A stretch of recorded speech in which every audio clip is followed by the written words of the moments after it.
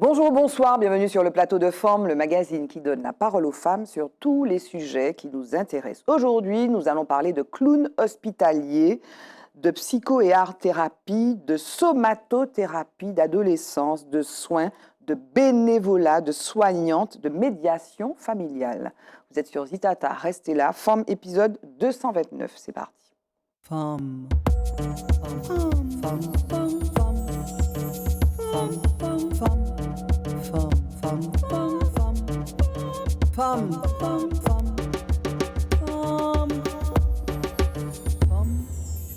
Forme. Alors, pendant le générique, on chauffe la voix parce qu'on a un chat dans la gorge, on se met en condition, on essaie d'évacuer le stress pour certaines et certains.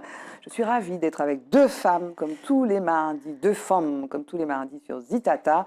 Il y a avec nous aujourd'hui Narimène Boule-Noire. Comment ça va? Bonjour, oui, ça va. Ça va, Narimène? Oui. Merci d'avoir accepté mon invitation. Mais merci à toi de m'avoir invitée. Voilà, il y a avec nous Lydia Rousseau. Comment ça va, Lydia? Très bien, merci. Ça va un petit peu stressée? Toujours. Toujours, là, parce qu'on parlait du stress avant, mais alors on va demander à Lydia pourquoi, parce que Lydia, elle a une activité qui normalement lui permet de gérer le stress. Oui, bah ça c'est une légende urbaine. Hein, C'est une légende urbaine. Merci Lydia en tout cas d'être là avec nous.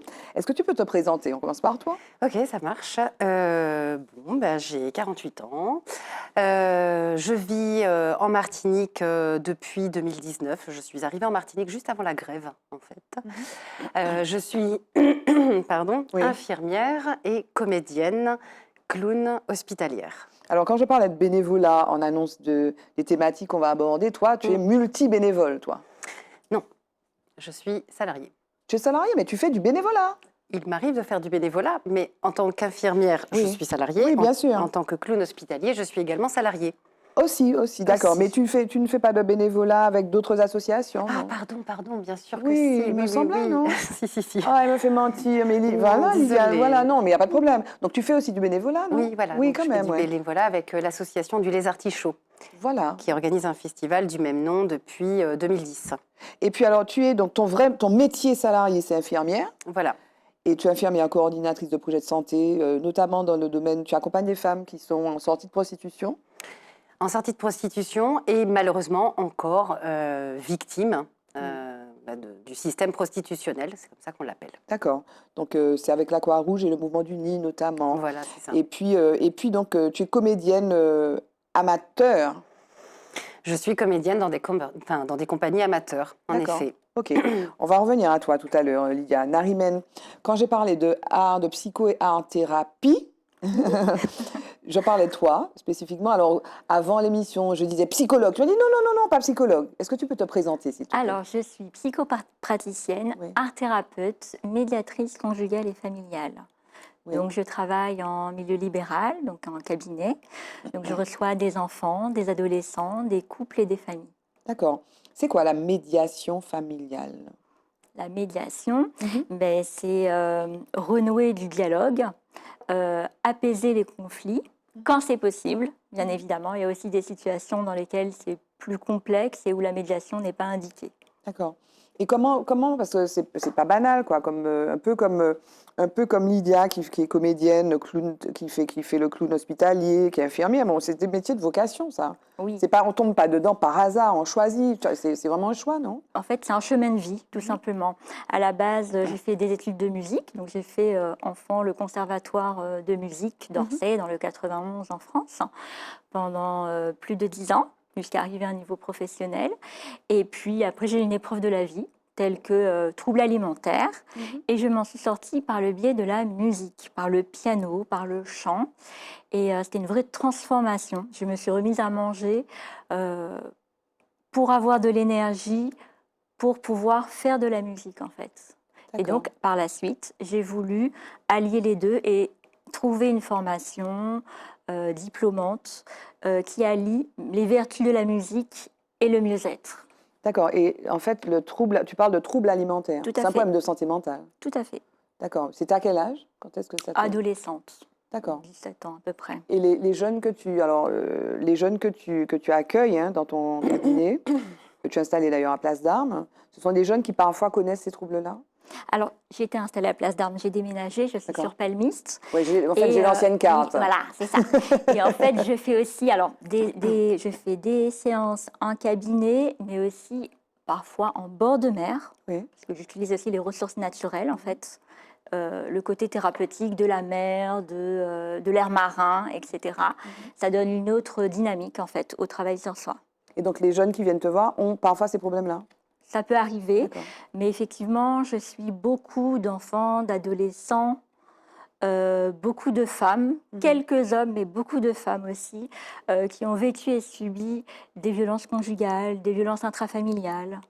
Voilà, il y a beaucoup de violences dans les familles en tout cas. Oui, on en a beaucoup parlé sur le plateau de forme à l'occasion du 25 novembre, la journée, la journée internationale pour l'élimination des violences faites aux femmes, qui sont dans plus de 80% les victimes de ces violences intrafamiliales, mais on parle peu des enfants. Effectivement, les enfants, ce que tu reçois, ce sont des enfants qui sont parfois victimes de ces violences-là. Oui, et la violence, c'est pas forcément, il n'y a pas forcément de traces. Il y a aussi ces violences sans traces qui sont difficiles à prouver, je dirais, pour qu'on puisse les reconnaître coupables et qu'ils puissent continuer à se reconstruire et à avancer en fait. Mais ça veut dire que ceux qui viennent te voir sont des gens qui en sont sortis, qui sont sortis du contexte de la situation où la violence s'exprime et qui peuvent essayer de se reconstruire, qui viennent après, je veux dire, ou bien qui sont encore dedans. C'est quoi les contextes? Alors, il y en a qui sont encore dedans et je les aide à sortir. J'en ai aidé certaines femmes à sortir de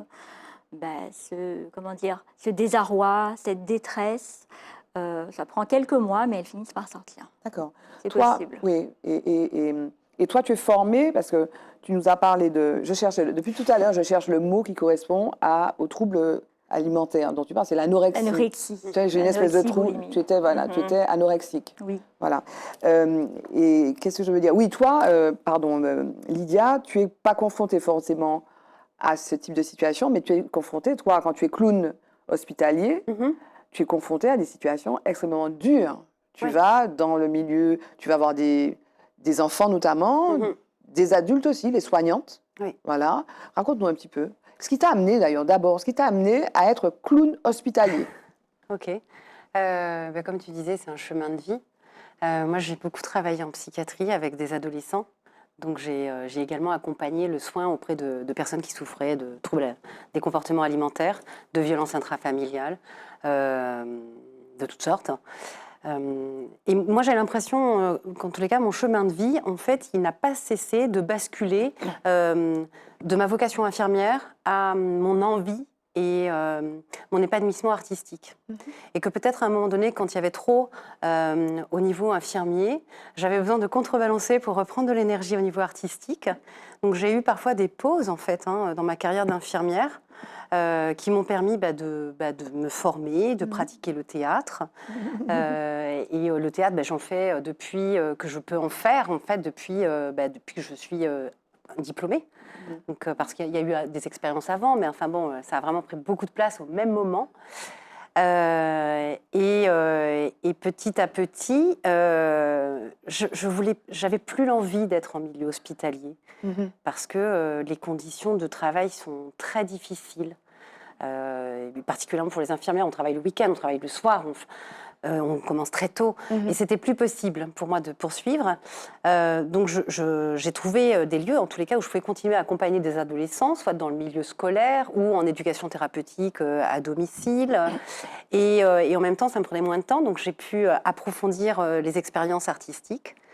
Et à un moment donné, j'ai parlé du Festival Les Artichauts, qui a été pour moi en 2010 la rencontre avec une grande famille d'artistes, de saltimbanques, de rêveurs, et qui m'appelaient, qui me faisaient des petits gestes en disant « mais tu as ta place avec nous, viens, tu es artiste, tu es comédienne, mais tu pourrais te professionnaliser, rejoins-nous ». Et donc il y a eu une première expérience de clown pour découvrir, alors c'est pas le clown d'animation, c'est le cirque a évolué, le clown aussi est devenu contemporain. Donc c'est un autre exercice qui sollicite énormément les émotions, ce que l'on ressent. Et ça va être notre matière première de jeu. Ce que ressent la personne en face de qui tu es. C'est ça. Notamment la personne malade, puisqu'on parle de quand tu interviens dans le milieu hospitalier. Alors, en milieu hospitalier, c'est ça, en fait. Je pars de loin, hein, mais parce qu'il y a eu beaucoup, beaucoup de formations ensuite. Oui, formation à la logique illogique du clown, formation à la satire du bouffon, formation clown hospitalier, deuxième formation clown hospitalier, formation pratique supervisée de clown en milieu hospitalier. Vraiment, tu t'es formé régulièrement, clown d'accompagnement en gériatrie aussi, on va y venir. Aussi, Voilà. Oui, c'est important aussi pour moi de le préciser parce qu'on ne s'improvise pas clown et encore moins clown hospitalier. Donc tu disais que tu te nourris des émotions de celui qui te regarde. Voilà, c'est ça. C'est la matière première. Oui. Mais mes émotions aussi vont être ma matière en tant que clown. Donc en fait, on va travailler sur cette rencontre émotionnelle avec la douleur, l'anxiété, la tristesse. Il y a beaucoup d'enfants hospitalisés en pédiatrie avec des troubles anxio-dépressifs, beaucoup de tentatives de suicide. Et nos publics, ça ne sera pas uniquement les enfants, ça va être également les parents et ça va être également l'équipe soignante. Oui, d'accord. Mais le but quand même, tu te nourris de ces émotions qui ne sont que négatives, hein, toutes celles, enfin négatives. C'est pas terrible. Non, mais il n'y a pas de jugement à avoir. Pourtant, tu viens, non pas forcément pour faire rire aux éclats, mais tu viens pour apporter un moment de bien-être dans cet univers-là. Mais c'est un challenge incroyable, quoi. C'est un challenge incroyable. Comment donc ça s'apprend. On imagine que ça. Enfin, toi, tu travailles avec de la matière aussi sensible, dure. Toi aussi, des gens qui ont fait des tentatives de suicide, tu en as sûrement vu. Oui. Et tu es là, quand ils ressortent de chez toi, normalement, ils devraient aller mieux. C'est un peu, vous êtes exactement sur le même terrain. Hein. Oui. Y compris du point de vue personnel que du point de vue des modalités d'intervention dans vos passions et arts respectifs ou spécialités. C'est ça, toi? Oui, tout à fait. Comme dans l'art-thérapie, effectivement, on essaie de faire rire les gens, on peut utiliser le dessin, la danse, la musique, enfin, j'essaye d'utiliser tous les arts, je m'adapte vraiment à la personne que j'ai en face de moi, de ses goûts, de sa sensibilité, de son vécu. Et je pense que ça rejoint un petit peu ta manière de procéder également. Mais comment on fait? Parce que le dire, c'est pas comprendre ce que c'est. Le dire, si tu veux, on se met dans la situation. Je suis une adolescente, ça fait longtemps. Je suis une adolescente, j'ai des idées noires. Voilà, je suis en mode, je suis pas anorexique, mais peut-être que je pense au pire. Ma mère, qui est à l'écoute, parvient à me tirer vers ton cabinet, Narimène. Je m'assois en face de toi. Comment tu procèdes? Tu me dis quoi, Barbara? Comment... Alors, je travaille au ressenti. Je vais ressentir les émotions de la personne. Déjà, au préalable, une séance pour un enfant ou un adolescent, je commence l'entretien je cherche à connaître un petit peu son histoire de vie avant, depuis la conception jusqu'au jour où elle vient me voir, cette personne. C'est important, parce qu'il y a des liens à faire, les liens in utero, les liens de la petite enfance. Et forcément, il faut faire des liens. C'est aussi ça le travail thérapeutique, c'est faire des liens pour que son vécu prenne sens. Les épreuves que l'on vit, ça a forcément un sens, elles n'arrivent pas par hasard. D'accord. Mais une fois qu'on a dit que ça n'arrive pas par hasard, je suis dans ma tristesse, la vie ne mérite pas d'être vécue, je peux trouver le sens qui justifie que je suis exactement au point où j'en suis. Hein. C'est-à-dire où je suis désespérée, quoi. C'est-à-dire, voilà, il y a la violence intrafamiliale, ma mère ne m'aime pas, mon père, il n'est pas là, etc. Donc, comment tu utilises là, tu vois? Donc, je suppose que on exprime des émotions, mais exprimer ne suffit pas pour dire qu'une fois qu'on a exprimé, est-ce qu'on se sent mieux? On peut regarder le dessin, il est très sombre et noir, et puis j'ai envie juste de me plonger dedans. Hein. Donc, comment tu fais? C'est quoi les ressorts, vraiment, les ressorts les plus essentiels? Alors, les ressorts, à partir d'outils, je vais faire la personne exprimer ses émotions, vraiment parler, et après faire des liens avec elle. On prend de la distance par rapport à l'outil, par exemple au dessin qui a été fait, et puis elle ne va pas du tout me parler d'elle. Et après, on va faire des liens. D'accord. En fait, l'idée, c'est que tu arrives à se décentrer. C'est un peu ce que tu fais, j'imagine. Oui. Parce qu'on peut être plongé dans sa situation. J'imagine que parfois, ce sont des enfants qui sont en soins palliatifs, par exemple. Aussi. Donc, je n'ai pas dit ça. Et il sourit. Non, mais il faut le dire. On sait. Attention au micro. Ah, pardon. Oui, donc, et à la fin, il sourit. Oui. Ouais. En tous les cas, ils ne sont plus dans ce contexte-là. L'objectif du clown hospitalier, c'est d'offrir une petite parenthèse, en fait, pour aller ailleurs. D'accord. Donc, on offre un mini-spectacle qui va être improvisé par rapport à ce qui se passe dans l'espace que l'on rencontre. Oui. Et alors, toi, tu fais partie de Clown Doctet, tu n'interviens jamais seul? Jamais. Vous êtes toujours deux? Voilà. Les clowns hospitaliers interviennent toujours à deux. pour pouvoir prendre appui sur le partenaire. Mhm. Parce que notre mode opératoire, on va dire, c'est d'entrer dans un état clown. Oui.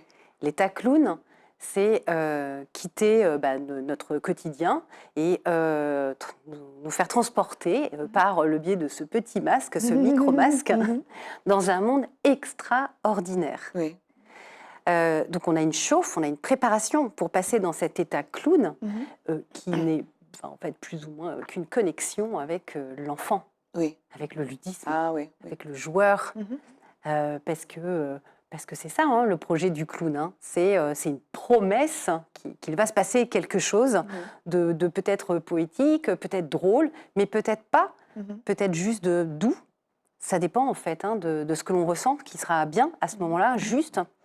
Mais en tous les cas, c'est rompre avec l'ordinaire. Oui. Et les séances durent combien de temps en général quand tu interviens? Alors, ça peut être de quelques secondes Oui. à plusieurs minutes. Oui. Mais en tous les cas, on va jouer non-stop pendant 2h30, 3 heures. D'accord. Et oui, c'est sport. On va pas se Mais je mentir. comprends pas. Ça peut être mais tu vas parce que tu changes de chambre, c'est ça? Exactement. D'accord. Ok. Tu arrives au service à la MFME Mhm. et tu fais tout l'étage. Voilà. Ok. Alors voilà, on va arriver à la MFME. On Mhm. va d'abord checker ce qui s'est passé la dernière fois. On va Oui. prendre nos transmissions. Mhm. Voir s'il y a eu des besoins, parce qu'on peut avoir aussi une petite demande. Tiens, passez voir la chambre là. C'est important, c'est quelqu'un qui est là depuis longtemps. Mhm. Donc voilà, on prend ces notes-là. Ensuite, on va aller rencontrer les équipes. On va leur demander une transmission. Et donc là, il va falloir s'adapter aussi à ce qui se passe dans le service. Parce que peut-être qu'ils ne seront pas disponibles, ou un petit peu. On va prendre ce qu'on peut. Et on essaie aussi de les mettre en confort. L'idée, c'est vraiment de venir apporter de la douceur, Oui. quelque chose qui fait du bien. Oui. On ne vient pas pour s'imposer. Voilà. Donc, on se débrouille. Oui, oui. Voilà. Et ce dont on a besoin de savoir, c'est plus ou moins le diagnostic, mais par rapport au risque infectieux, en Oui, fait, oui. pour avoir les bonnes conduites. Donc, voir l'enfant, peut-être qui sera un peu contagieux au dernier moment, Oui. celui qui est sous chimiothérapie, donc vulnérable au niveau humanitaire, Immunitaire. voilà, au tout début, pour Oui. pas l'exposer. Je suis en train de réfléchir, je l'ai dit les choses dans le bon sens, mais je pense. Oui, oui. Mais bon, voilà, on comprend nos Enfin, transmissions. tu es informé. Voilà. Et après, donc, tu vas passer de chambre en Alors- chambre. Et puis, oui, pardon. Alors ensuite, il y a un moment important, ça va être un moment de connexion avec son partenaire de jeu. Mhm. Donc on va se faire une petite écoute empathique, parce qu'on est aussi sensibilisé à la communication non violente. D'accord. Parce que dans quel état, nous, on vient déjà, pour commencer. On a pris l'ambiance du service, mais nous, on est comment? Mhm. Et avec ça, ensuite, on va se connecter à notre clown intérieur. Mhm. Donc on va se costumer, puis ensuite, on va aller se chauffer, on va aller s'entraîner Mhm. pour transformer le corps, pour travailler la voix, voilà. Ensuite, on va se faire un petit temps de chauffe, c'est-à-dire on va déambuler dans les services de l'hôpital. Oui, oui.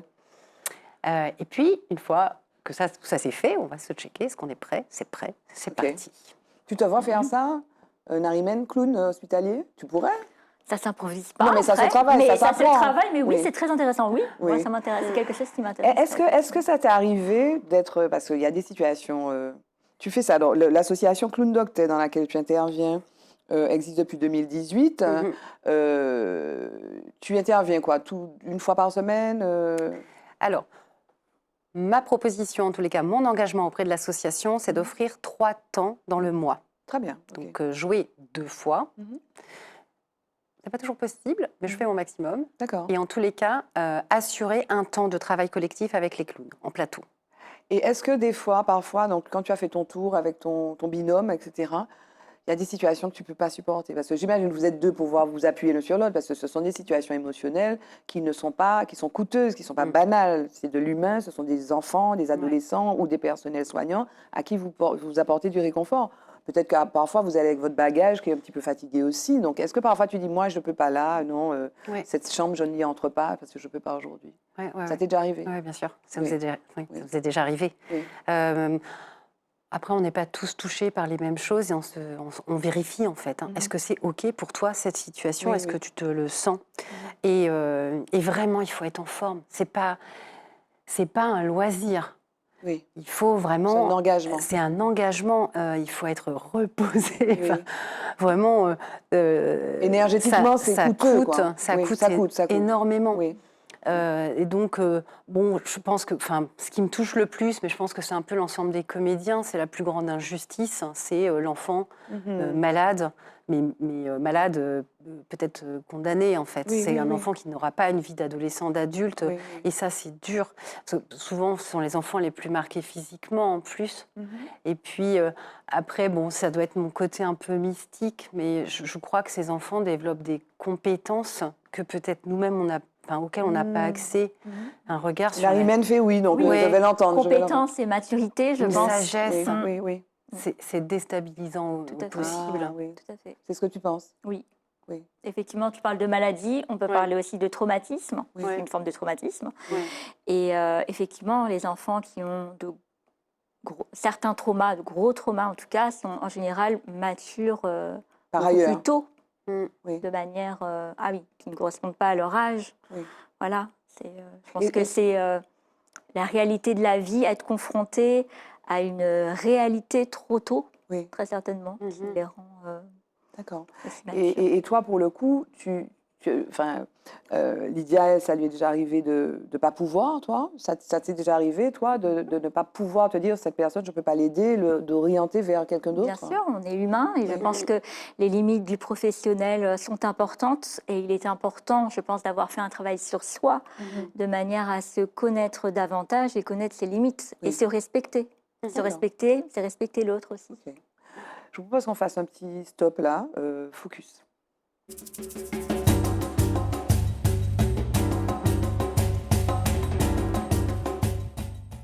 Voilà, le répit est de courte durée, Lydia va prendre le jingle. Je demande, ça va? Oui, oui, ça va. Voilà, petit jingle.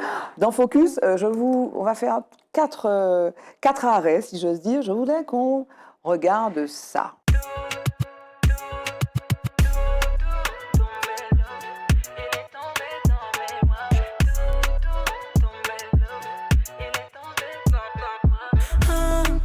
Automatique, je lui fais de l'effet automatique. T'es ma shape, il fait que de me regarder, fait que me shape. Tout est clean, clean, il aime bien les bling bling, il aime bien les folles comme moi. Dans sa tête, j'ai fait drink drink, je crois que je suis dans un délire. Je veux qu'il s'habille comme moi. Voilà, on est parti avec Aya Nakamura, pas qu'Aya, comme certains hommes politiques français n'arrivent pas à dire son nom. Est-ce que vous connaissez Aya Nakamura? Oui. Narimène? Oui. Oui, tu dis ça timidement. Oui, oui. Tu as vu comme elle est habillée sur la voiture, là, il faut dire ça avec assertivité. Ou tu la connais? Oui. Elle est partout. Ces jours, si tu connais, tu connais Lydia. Bah oui. Donc là, c'est un extrait de No Stress, un clip qui est sorti, extrait de son dernier album Destinée. Et alors, on ne peut pas échapper à Aya Nakamura ces jours-ci, puisqu'elle sort cet album. Elle passe pour être l'artiste française la plus streamée dans le monde. Et puis, elle a défrayé la chronique l'année dernière au JO. Elle a chanté avec la garde républicaine. Vous aviez vu? Moi, je n'ai pas vu, mais j'en ai entendu beaucoup parler. Et ce qui s'est dit autour, en tous les cas, de l'événement. Oui, J'en ai entendu parler, mais je n'ai pas vu. Ok, mais en quel terme tu as entendu parler de son intervention, par exemple, au JO? On a entendu un peu de tout. Hein. Enfin, il y avait C'est-à-dire? du positif comme du moins positif. Il y a eu Enfin, beaucoup de critiques. il y a eu beaucoup de critiques Oui. en amont en disant ce serait un scandale que finalement il y ait une représentation de la France. Elle a chanté avec la garde nationale, c'était fabuleux. Elle est habillée en doré. Et là, qu'est-ce que vous évoque son personnage là? Si vous la connaissez ou pas bien, qu'est-ce que ça vous évoque de voir cette femme noire? Elle est blonde là, les cheveux blancs. Elle a fait des couvertures incroyables, elle a fait Vogue notamment, elle a fait GQ. Qu'est-ce que ça vous inspire, ce personnage de femme? Qu'est-ce que ça vous inspire? Qu'est-ce que ça t'inspire, Narimène? Elle n'a pas peur du regard des autres déjà, Oui. pas peur du jugement, Oui. voilà. Elle ose, le fait d'oser, c'est important dans la vie, d'oser être qui on est. Mais Voilà. c'est vrai, ça, j'ai l'impression que sur le plateau de Forme, c'est la 229e émission. Je crois que presque chaque fois on dit ça. Il faut oser, il faut oser. J'imagine que les gens qui viennent te voir, parfois n'osent pas en fait être qui ils sont, parce que des problèmes de santé mentale, ça peut aussi venir de ça, peut-être du regard des autres qui nous dévalorisent. C'est pas évident, ça, de dire, il y a une forme d'injonction, il faut faire ça, il faut être qui on est, mais c'est pas évident d'être... Non, c'est pas facile c'est à pas faire. facile. C'est très facile à dire, Oui. pas à faire. Ça demande vraiment un travail. Oui. Ça demande un travail de longue haleine. Hein, D'accord. pour pouvoir, alors soit par rapport, ça peut être un adulte qui dans l'enfant a été dévalorisé ou autre par rapport à sa personne, ses goûts, sa manière d'être. Ça peut être un enfant que je peux recevoir et qui... à qui on va beaucoup interdire beaucoup de choses par rapport à ses goûts, à ce Oui. qu'il aime, à sa personne en fait. Oui, oui, oui. Je pense que comment dire, l'attaque à la personne Oui. fait que ça inhibe la personne dans ce qu'elle est profondément. Oui, mais elle, par exemple, Ayana Kamura, si tu veux, moi j'ai entendu des interviews, elle revient sur la façon dont elle a été traitée quand on a annoncé qu'elle allait peut-être être présente sur les JO. Si tu veux, tous les racistes se sont déchaînés, mais elle en a pris plein la tête. Et ça l'a effectivement affectée. Maintenant, quand tu l'entends parler, je pense qu'elle a été vraiment formée, elle est encore plus sûre d'elle, elle s'exprime avec aisance, beaucoup de détermination, et elle a l'air de vouloir assumer, si tu veux, cette assertivité de femme qui sait précisément. C'est pas évident d'être qui on est. Toi, tu as trouvé peut-être ta voie entre infirmière et comédie, mais c'est pas évident, non? C'est un grand, ouais, c'est du travail. C'est vrai? Ouais, ça c'est t'a vrai. demandé quoi? Ça t'a demandé Ça m'a de... demandé beaucoup d'énergie, ça m'en demande encore aujourd'hui, Oui. parce que se présenter comme étant, bah voilà, je suis infirmière, mais je suis aussi clown, enfin c'est pas sérieux clown, hein, alors qu'en fait c'est très sérieux. Oui, mais est-ce que mais même par rapport à toi, par rapport à toi-même, le regard que tu portes sur toi-même, Oui. tu t'estimes légitime ou bien parfois tu te dis ouais, bon, qu'est-ce que je fais là? Est-ce que tu acceptes le fait que oui, tu l'es, même si tu es clown, tu es amateur? Je suis encore en travail, mais je me sens alignée. Je me sens alignée et merci pour ton invitation qui m'a imposé un petit peu de revoir tout ce chemin de vie. Je me suis donné les moyens. J'en avais envie, je me suis donné les moyens. J'ai été confrontée à des regards pas très positifs. De qui? En fait, soit on est dans le milieu artistique, mais on est aussi infirmière, du coup, soit tu le fais à fond, soit tu le fais... Ça, c'est français, ça, en plus. Voilà. C'est très, très, très français. On peut pas faire 2 choses ou 3 Non. choses ou 4 choses à la fois. Tu es folle, tu es pas Alors, voilà. sérieuse. Donc ouais. moi j'ai entendu, tu souffres peut-être d'un trouble de l'attention, d'hyperkinésie, parce qu'en plus je le revendique, ce plaisir de pouvoir être dans plein d'endroits différents, parce que ça mobilise des ressources différentes. Et en plus, j'avais vraiment le projet de faire un espèce de mix. jonglage, de mix. Et là où j'ai envie d'être, j'y vais. Et puis parfois, j'ai envie d'être ailleurs. Et j'aime le montrer aussi aux enfants. Parce que je côtoie beaucoup d'enfants et de leur dire, mais on est rarement une seule chose à la fois. Mais bien sûr, mais ça, c'est old school, ça. C'est super old school, non? Oui. Oui. Oui. Oui. Enfin, maintenant, on parle même de génération slash. Oui, mais slasheuse, oui, tu es une slasheuse. Voilà. Toi aussi, quand tu es psycho-praticienne et puis art-thérapeute, tu es slasheuse aussi. Et il paraît que c'est dans l'air du temps, d'ailleurs. Oui, c'est ça. D'accord. Merci, parce qu'on a de plus en plus de représentations. Oui, de ce genre de personnes. Alors, l'autre info dont je voulais vous parler, me vient d'un article de Courrier International. Les hommes meurent plus tôt que les femmes, est-ce inéluctable? En fait, cet article de Courrier International rend compte d'une étude, donc ça se passe aux États-Unis, où les hommes meurent en moyenne 5,3 années plus tôt que les femmes. Et alors, l'article nous apprend qu'il n'en a pas toujours été ainsi et que les experts qui ont travaillé sur cette étude disent que si effectivement on mettait en place des politiques publiques ciblées, on pourrait résorber cet écart. Voilà, donc ça c'était pour une autre info. Et puis une troisième, je trouvais ça rigolo. Alors, c'est une étude qui est parue en juillet dans une revue spécialisée, donc le PNAS, Proceedings of the National Academy of Sciences of the United States of America. Vous avez noté l'accent. Mais qui a été vulgarisé ces derniers temps, en fait, dans tous les journaux sérieux français, notamment dans Le Monde. Et là, donc, c'est la fin du mythe du mâle alpha chez les primates. Enfin, une étude sérieuse qui concerne 253 populations représentant 121 espèces de primates qui nous dit que le mythe là, du mâle alpha qui dit bon, les meufs, je m'occupe de tout, je gère, c'est faux en fait. Il apparaît selon cette étude que dans 70% des cas, 70% des espèces étudiées, le pouvoir est partagé. Et qu'il Il y a beaucoup de cancans et de combats, et il y a du fight entre les mâles et les femelles. En effet, 47% de l'ensemble des affrontements observés entre les primates, ce sont des affrontements entre les mâles et les femelles. C'est pas juste les mâles alpha qui se... Voilà, c'est les mâles et les femelles, parce que les femelles, eh bien, elles protestent et elles affrontent les mâles. Un petit commentaire peut-être, Narimen? Moi, ça m'a fait rigoler. En lien avec la société d'aujourd'hui, Oui, oui. les femmes entrepreneuses qui revendiquent, qui veulent leur émancipation, leur indépendance, qui veulent avancer autant qu'un homme, en fait, et Voilà. être indépendante autant qu'un homme. D'accord. Et alors, donc, l'étude nous dit que chez 17% des espèces étudiées, 17% seulement, les chercheurs donc, concluent à une dominance masculine claire. D'accord? 17%.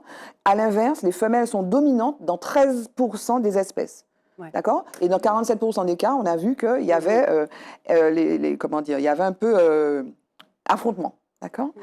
Un commentaire peut-être sur ça? Bah oui, en fait, ce serait vraiment intéressant de savoir ce que ça apporte quand il y a une véritable équité. Et peut-être que ça ferait réfléchir Oui. que voilà, on a besoin de la différence, de la diversité. Oui. Oui. Pardon, Oui. on a besoin de la différence, de la diversité Oui. et Et de l'égalité. Ouais, de l'égalité, De l'égalité, voilà. tout à fait. Parce qu'on est tous complémentaires et voilà. Ouais, ce serait intéressant de voir comment ces populations de primates. Bon, à suivre, mais c'est intéressant. Et puis enfin, je voulais vous montrer alors cette bande-annonce du film de Abdelmalik. Fursi, on regarde et on va commenter après. Fursi, né libre, esclave maintenu par la cupidité des hommes. J'ai le droit de circuler librement. Allez demander au procureur du roi. Silence. Fursi devrait être libre, car sa mère a été affranchie il y a des années. Cet acte d'affranchissement, même s'il existe, c'est qu'un bout de papier. Il dissimulait aussi des liens secrets avec la préceptrice Virginie Béga. Fursi se retrouve dans la position d'accusé alors qu'il vient réclamer sa liberté. Les esclaves n'attaquent jamais leur maître en justice. Un esclave n'est pas une personne. C'est un meuble. Je retourne travailler. Tu pars pour l'île Maurice. C'est toi, Fursi? Baisse les yeux quand je te parle. J'ai réussi à ce que son procès passe à la Cour royale de Paris. C'est moi qui le défendrai. Je ne vous abandonnerai jamais, Fursi. Je mène ici la guerre des papiers. Ces pièces avec un tampon qui sont les seules preuves de la justesse de mon combat. Tout est organisé pour maintenir ce système en place. Ils seront prêts à te pardonner si tu acceptes de retravailler pour eux. Pardonner? Après toutes ces années de souffrance, cette injustice? Quand on a été esclave, on l'est toute sa vie. Peut-on renoncer à sa liberté? Peut-on abandonner cet attribut fondamental de l'être humain?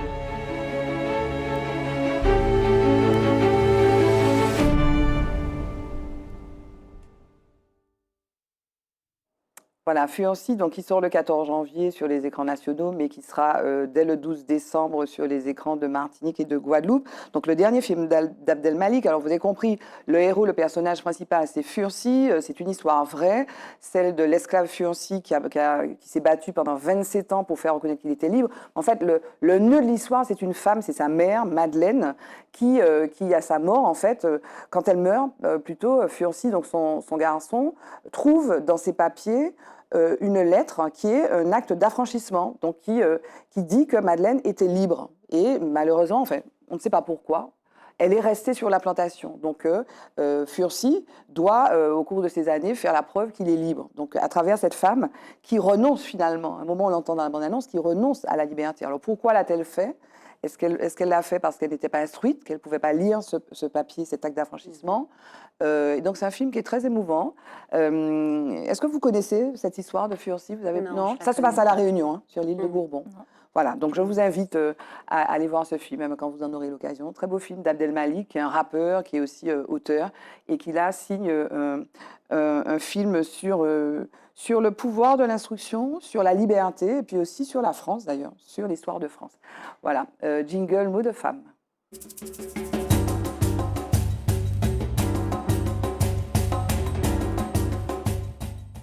Voilà, je suis avec mes deux invités, Narimen Boulnoir et Lydia Rousseau. On parle de psycho et art-thérapie. thérapie, on parle d'adolescence, on parle de trauma, on parle aussi d'hospitalisation, on parle de clowns hospitaliers, des clowns docteurs, puisque Lydia fait partie de ce collectif. Donc, tu es salariée de Clown Docteur et tu interviens régulièrement, mais tu nous disais que tu étais infirmière.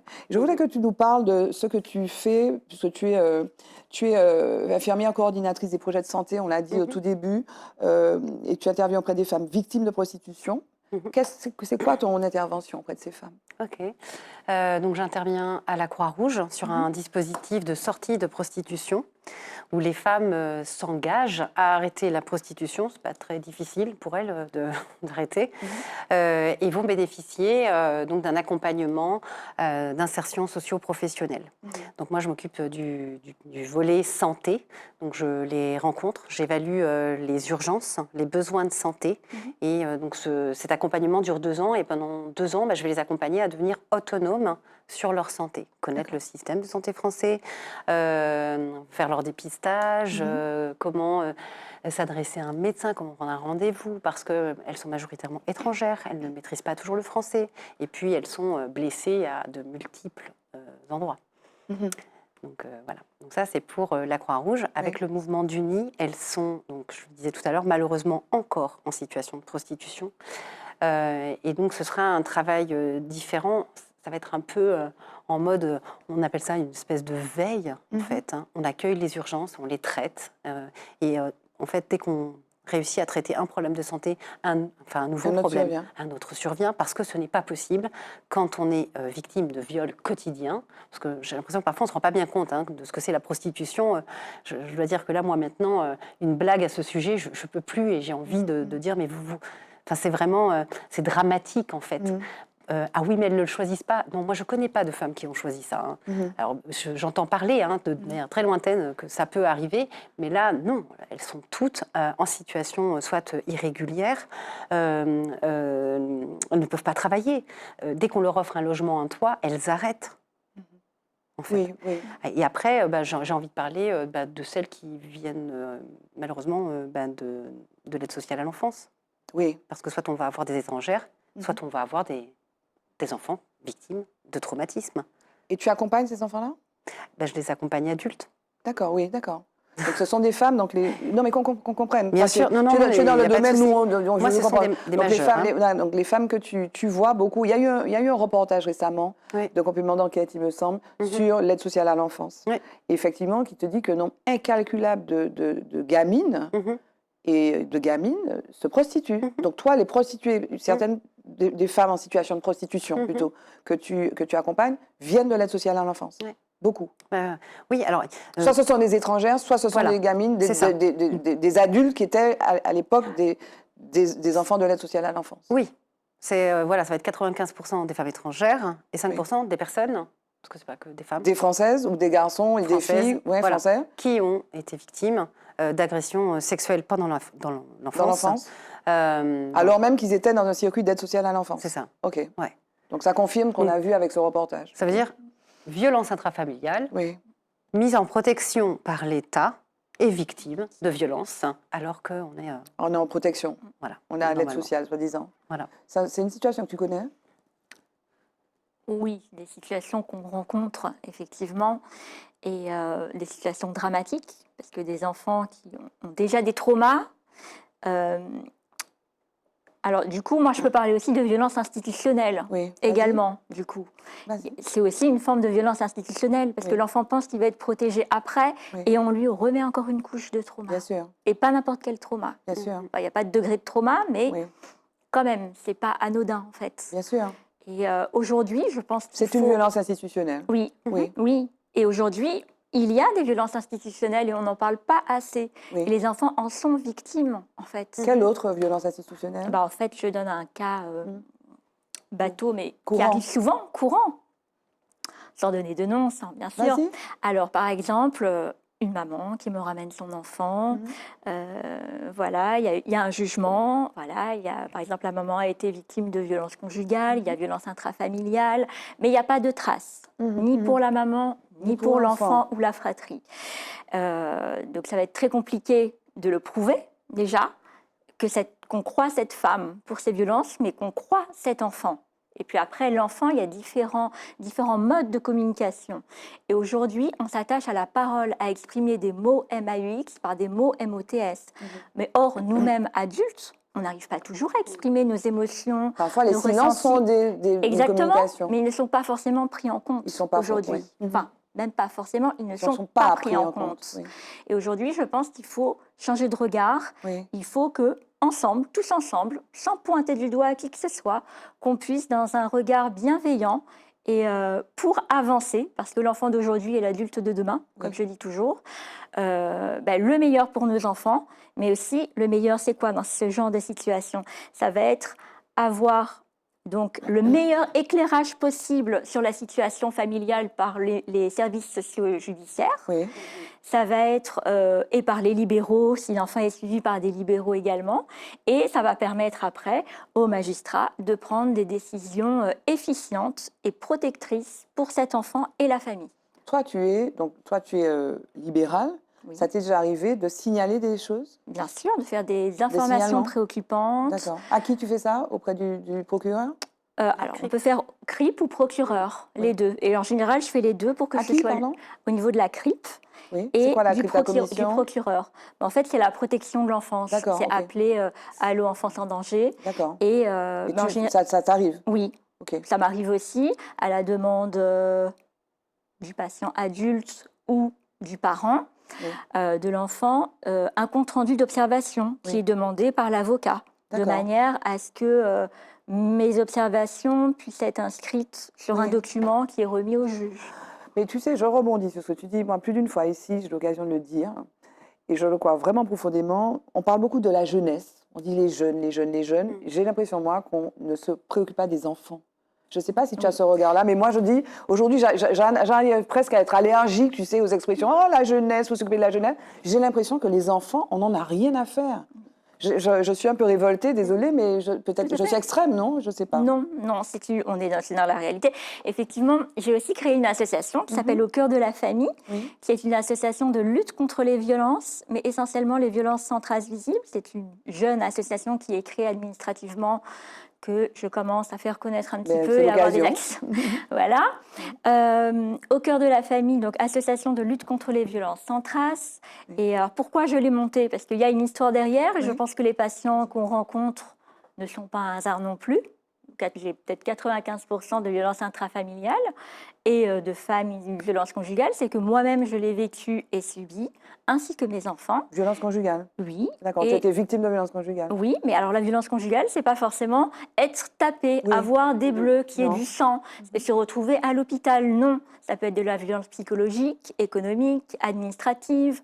Le silence, le mutisme est une forme de violence psychologique. Donc c'est multiple et c'est sans trace en fait.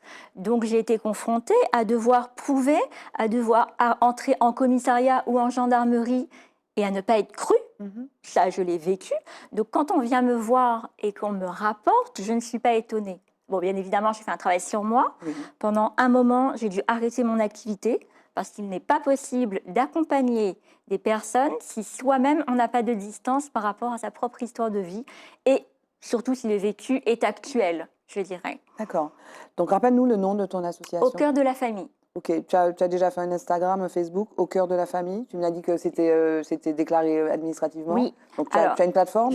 Je suis en train de créer tout cela. Et d'ailleurs, au mois de mai dernier, tu parlais, Barbara, de place de l'enfant dans la société. On a fait un échange débat sur quelle est la place de l'enfant dans la société. Et je pense qu'il est important qu'on s'arrête là-dessus. Bien sûr. La place de l'enfant. Quelle place, nous, adultes, nous laissons à l'enfant, à l'enfant, en fait. Qu'est-ce que tu en penses?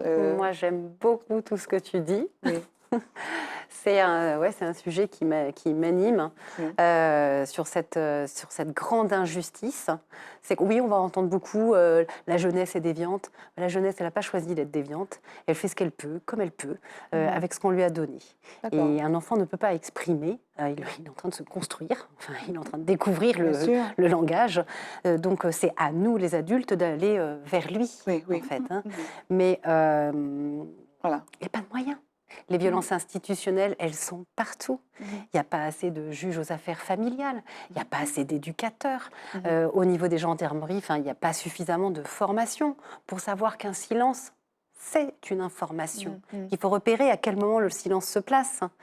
Il y a tout un tableau clinique. Il y a les gendarmes qui sont formés quand même. J'ai reçu dernièrement la major Maggie Jean Privat, tu sais, donc voilà. Donc il y a des choses qui sont faites et je pense qu'ils ont intégré ça. Mais peut-être que c'est plus ou moins récent. Oui, il y a des choses qui commencent à bouger maintenant. Mais il y a quelques années, pas encore. Mais maintenant, ça commence, effectivement. Où j'ai pu échanger, effectivement, dernièrement avec une femme qui travaille dans un commissariat cadre, qui reçoit en audition des enfants, et qui me disait, justement, on a besoin de formation, parce qu'effectivement, quand on a quelqu'un qui s'effondre devant nous, qui, effectivement, on ne sait pas forcément toujours comment réagir et savoir quand c'est vrai, quand c'est faux aussi. Je voudrais, excuse-moi, parce que ça, il nous reste pas beaucoup de temps, mais il y a un mot qui vient derrière depuis le début. Je voudrais que tu le définisses. En fait, je sais, et j'ai failli le dire mal, c'est somatothérapie. Tu peux nous dire la définition de somatothérapie, s'il te plaît? Somatothérapie. Soma, ça veut dire grec, ça veut dire corps en grec. Et thérapie, ça veut dire soin. Donc, c'est tout ce qui est thérapie corporelle. C'est faire le lien entre ce qui se passe dans la tête et dans le corps. Ça peut être des thérapies en rapport avec le toucher thérapeutique également. Parfois, une personne peut avoir des douleurs régulières. Donc, il faut d'abord écarter toute cause médicale.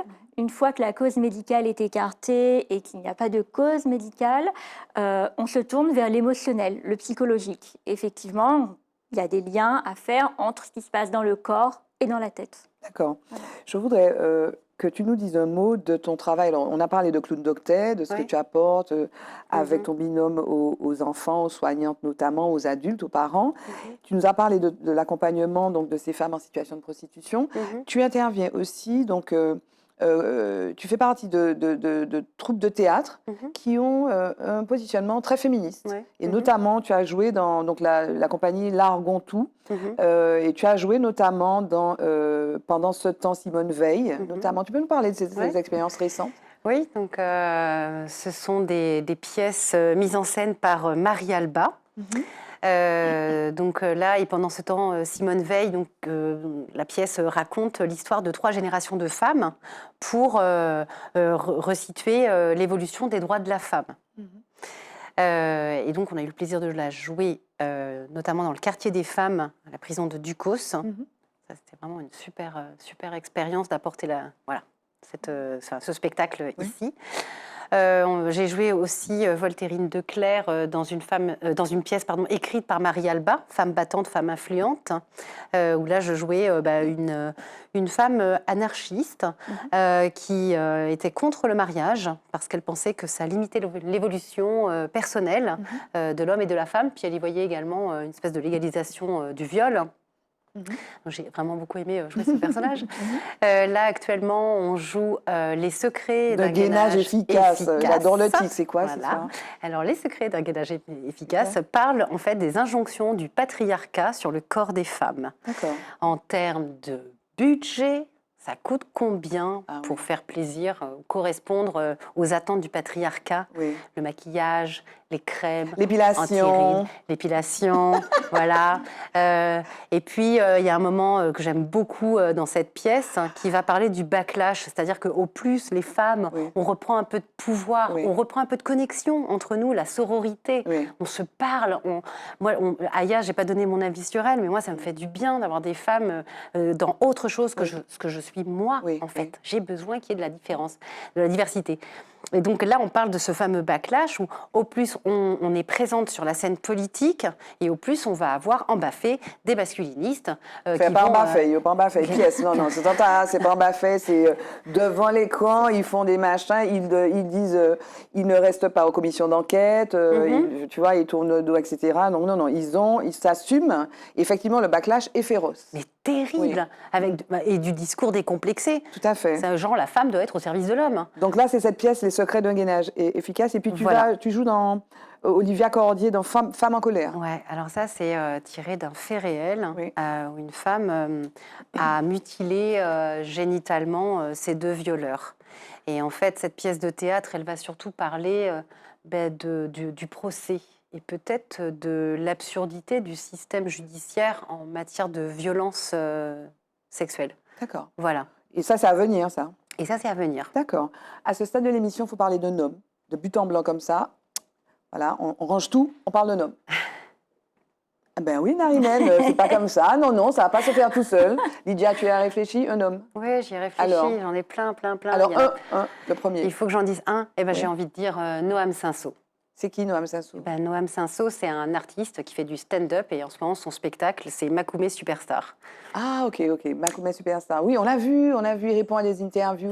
Oui, beaucoup. D'abord, il a beaucoup de panache, il est hyper classe. Enfin, moi, j'adore. Et il est très intelligent quand il parle de société. Oui. Et moi, j'aime beaucoup quand il annonce « Eh ben oui, c'est ça aussi un homme. » Oui. Désolé les mal alpha. Voilà, il y a d'autres. On a vu que mal alpha, il fallait arrêter avec ça parce que voilà. Complètement. Donc voilà. Tu as réfléchi. Un homme. Un homme. Ça sera un pianiste. Oui. Ça sera Yanni Irizolis, qui est un grand pianiste que j'aime beaucoup écouter en fait. D'accord. C'est quoi comme style? Tu connais? C'est du classique. Non, je ne connais pas. C'est du classique. Très bien. Merci Narimène. Merci Lydia. Jingle, le mot de la femme. Il presse bout.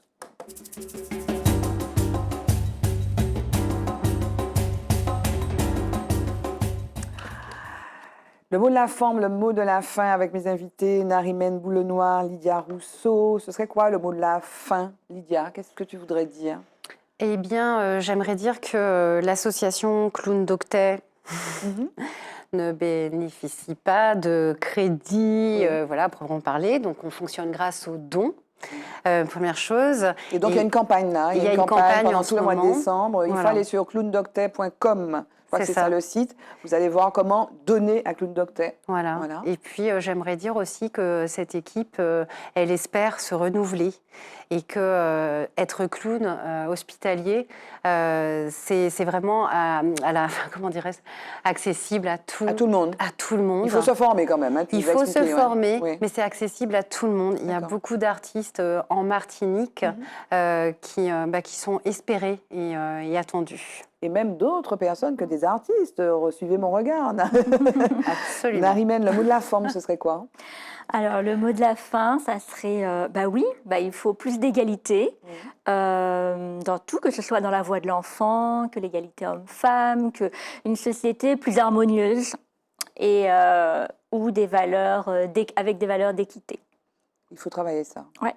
Mais pour travailler ça, je m'adresse à la psychopraticienne.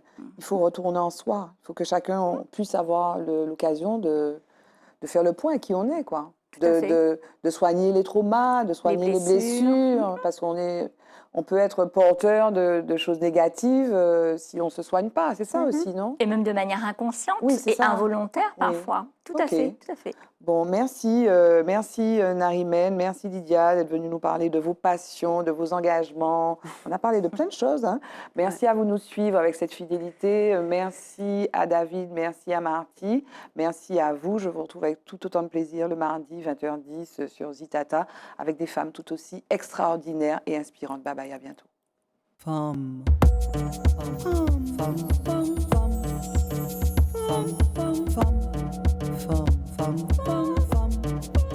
Femme.